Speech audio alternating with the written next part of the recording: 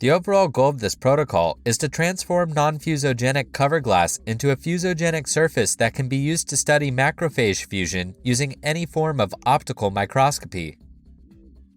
This method can help to answer the fundamental questions related to the molecular mechanism of macrophage fusion.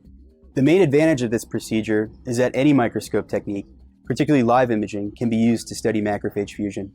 Demonstrating the procedure will be James Faust, a postdoctoral fellow, and Arnat Balabiyev, a graduate student from my laboratory.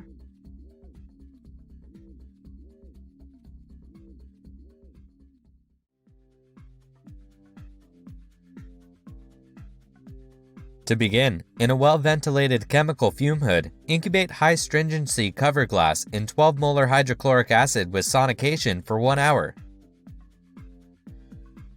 Repeat this step 2 additional times with fresh 12 molar HCl.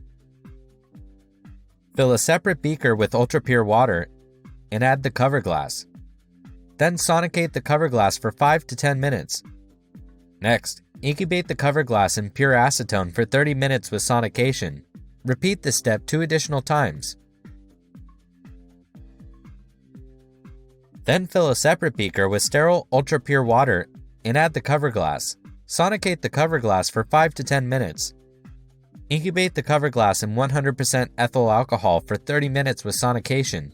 Repeat this step 2 additional times.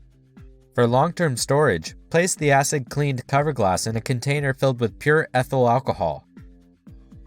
Alternatively, dry the cover glass with nitrogen gas and store in a vacuum desiccator.